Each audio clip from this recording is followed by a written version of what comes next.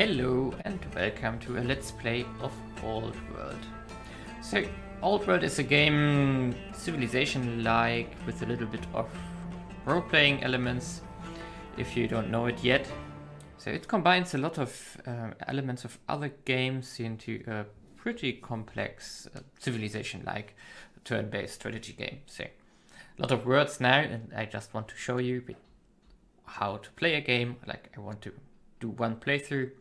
I got already some settings in mind. I played it a long time ago when it first released. So a lot of stuff has changed since then, but I want to pick it up. So when I played it the last time, I really liked to play Egypt, and I think I still want to play Egypt. I'm confused why the music stopped now, but okay. Now, all the leaders you can choose from are basically different factions or countries, and each country has a set of properties. Like Egypt starts with more stone, and all cities get more food from farms, or like 40% more production from farms. It could also be growth, which is another resource, and a lot of other benefits like access to shrines for paganism, starting technologies, and families. And families is one part of the RPG in here. So you have different families with characters later on, which can, for example, govern your cities, have trades, have properties and stuff, therefore buffing your families or like your income. Now we just want to go into a standard setup here. We are going with a medium-sized map. We are going with a strong start, which is more like a slight boost to the AI, and that's, I think, a decent setup for someone who didn't play it for a while. So let's jump into the game, and I will explain more in-game and also explain why I do it. I don't consider myself a pro, but I do consider myself quite experienced in strategy games, which I basically, I think I only feature strategy games in my channel so far.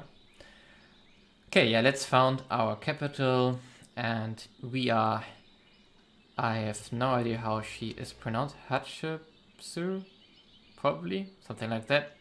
And we have a daughter Neferu and Tutmosis as our son. Okay. Now, first of all, I want to change the UI a bit due to... Yeah, that's fine. Save. And I think I also want to change the audio a bit.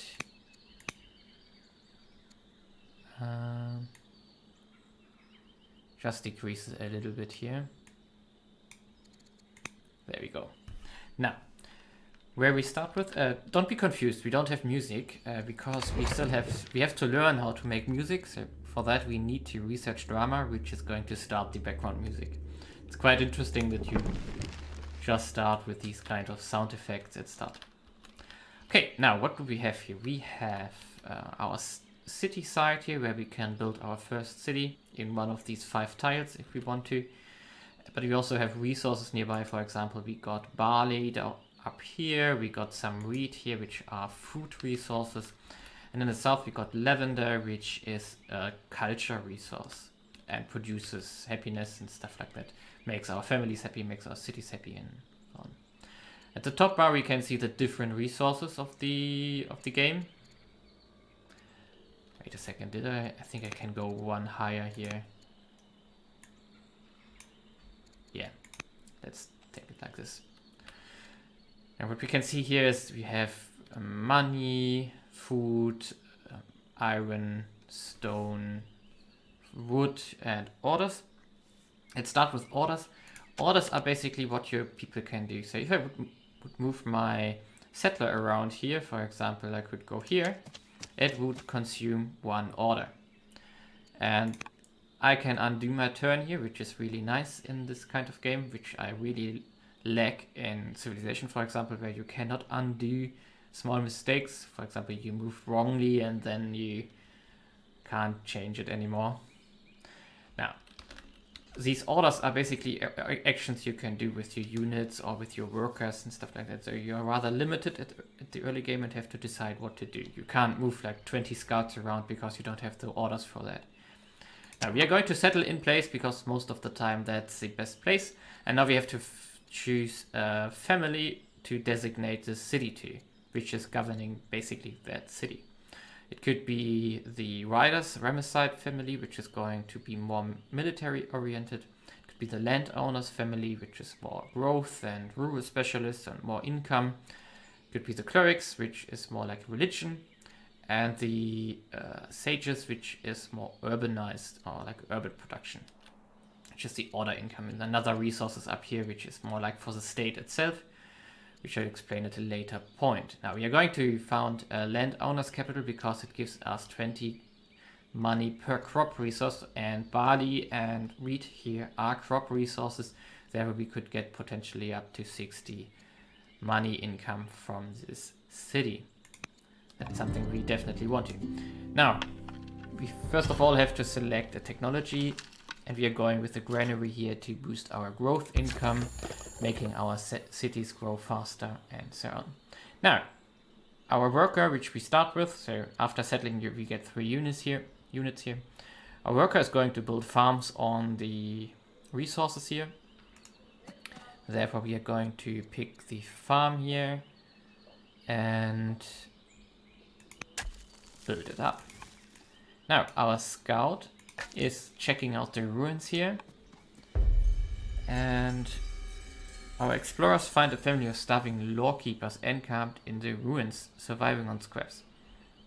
Pleading for help, they offer to share their mastery of oratory in exchange for food. Will you agree to the offer? Okay, we would need to have 190 food to get the technology. In fact, I want the technology. Therefore, we are going to sell a little bit of stone here to buy some... Whoa, that was a bit wrong button. I need to press shift instead of control. And we need how much? 190. Okay, I need to sell a lot of stuff apparently.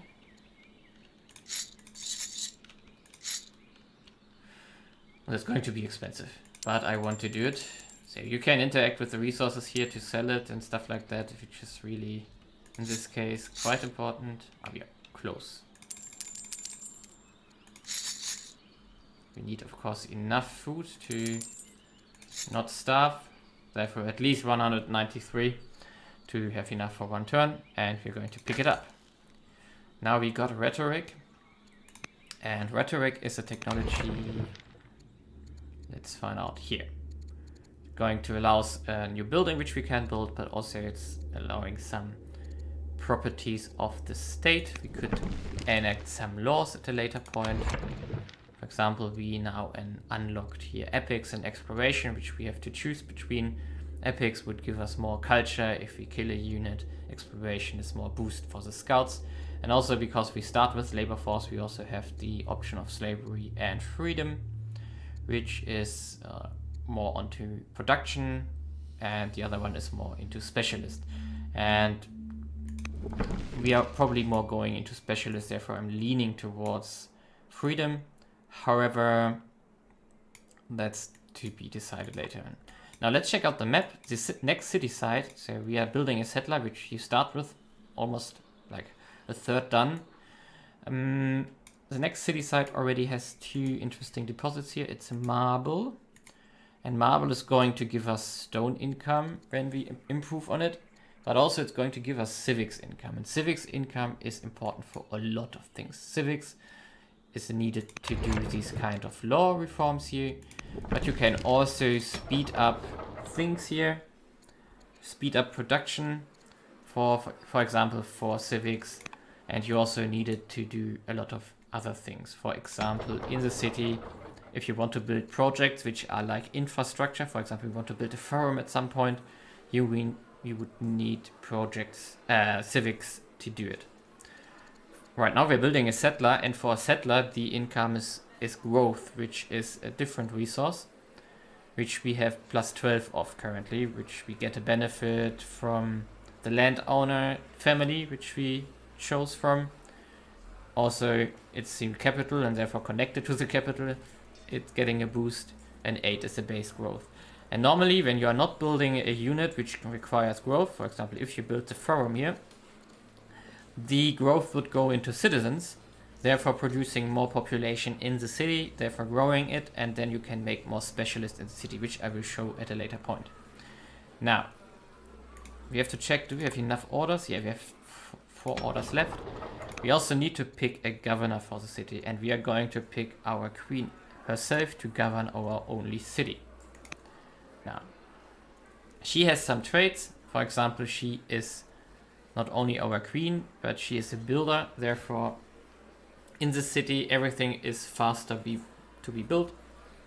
And she is inspiring, which gives us additional culture in the city. Yeah, and with that, we are going to continue moving our scout. There are other ruins down here, which we are going to pick up. So we are going to move our scout there. And now we have run out of orders. In fact, we are going to undo this one. I want to go here because we want to harvest this tile next turn. And let's in fact continue. Okay, we have to choose an education for our children. So our princess here is going to be a philosophy student, so producing more science for the state. And in some of the next turns, we are going to choose also an education for our son here, who is not old enough yet for education. I think it is, but I don't know what age you require in fact. Now, what you can do with your scout is you can also harvest resources from special tiles like these horses here, the marble and stuff like that. We are going to pick it up here. Lavender is producing culture for the main city. And for example, the horses are going to produce money, which we are going to pick up, while the marble is going to give us stone. And that's a very nice sync of orders early game. So now we don't have any movement left. And our military unit is going to... This direction we are going with the scout. We could go to the southeast, or we could go to the northwest here. As you can see, there's a very long mountain range here, probably with a pass here, and probably something like a pass here or up here. Therefore, we have more or less a split map scenario. Let's, in fact, go to the southeast, which is more plains. Maybe we can find something interesting. We discovered honey here, which gave us a little bit of food when discovering it, and that's useful. Now we can continue one more tile. There we go. The military units are not very good for exploration, but we still have the orders, therefore we are just using what we have here. And end turn. Okay, now he is old enough now to be... no, wait, another event first. There's a marriage proposal has arrived. Okay, who do we want? We can choose between 2 options who is supposed to be our husband. We could go with a charismatic guy who is a decent governor, also giving culture, or we could go with an superstitious, drunken, extravagant. He has only negatives. The only good side is the charisma 5. And the orator trait, which gives less unrest. Now we want to go with Enid the Younger. And she wants more money. Yeah, let's invest into her education. And our other son, Tutmosis, he's going into politics here. Now, as you can see, there are a lot of events which are governing, or like directing your family and your cities. So it's a lot of flavor added to the strategic part of the game. Okay, skittish bandits. While exploring an ancient ruin, your forces come across a group of bandits harassing a man dressed in fine clothing, gallantly but vainly attempting to fight them off. Your group's sudden appearance, shouts and war cries startle the bandits and scatter them. The man bows low, grateful for the timely rescue. Okay. So we basically found someone. We could make him... we could get So we can't take it because we are not villainous. We are going to take him to court and make it our court merchant. Now, the court merchant, for example, could do, let's see, here he is. You can do some trade missions with him later on when you unlocked other capitals of other players or like barbarians, which you can interact with, which we of course currently don't have yet. So he can't do much except for helping us educate our guys. For example, he has as traits Discipline 3, which is a money trait. Therefore, he could teach our children about discipline and therefore making more money. Now let's continue here with our... Ooh, nice. Now we are going to go back a bit. This is another city tile here. They are spawning a new unit in 2 turns and we don't want to attack them yet. Instead, we want to upgrade our unit here. We want to give it some more traits. We could promote it to combat, giving it more attack. Let's do it. But now it cannot move anymore this turn because it took us an order, and let's end the year. We still have 200 training left with a production of 14. Therefore, we can do another promotion, which is now already costing 200, not 100. And we are going to pick up... So focus would be critical hits, which we have a 0% chance currently. I think these ones are not melee, they are in fact ranged units. But they count as infantry. Therefore we are going to take the infantry bonus. And we are going to continue with our scout. Okay, we found the Gulf of Suez here, which is this lake. Let's check the other side. Ooh, there's another city side here. That's really, really good. And we're going to move here. Continue our path to the southwest. Apparently there's like a land bridge, but we have to check it out more in detail. Now our worker has finished his job and we're going to build another farm here directly next to it.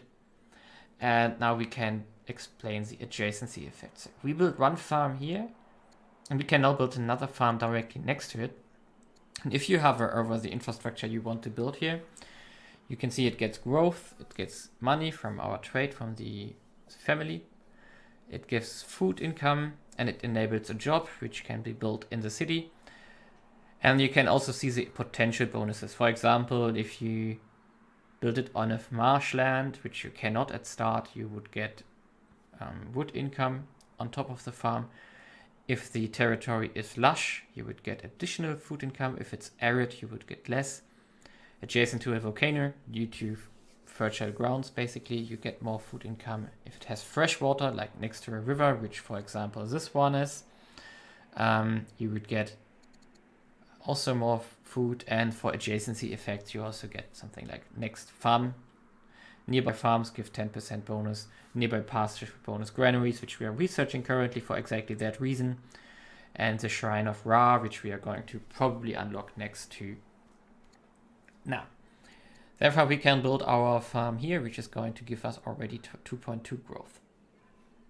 And if you check out the tile, on the bottom right, you can see it now. It's lush, flat, and clear, therefore giving all the benefits we can hope for. So we would get plus 40%, plus 10% from the farm. Therefore, we would get a plus 50% of what we normally would get. Okay, also lush is only for food income, not for growth. But that's fine. That's fine. And now we have to end the year. We have 3 orders left because we don't have enough units currently. However, that's fine. It gets sold for 30 buckets, 30 gold, I guess. And we have to chosen education, which I just did. And there's another. The oligarch is idle. What can we do? 2 actions here, intercession and influence, which we don't want to do currently. Now, our warrior is upgraded. We cannot do another promotion here. We can't add a general here because we don't have one available, or we don't have the training to add one to this army yet. We're going to take the horses.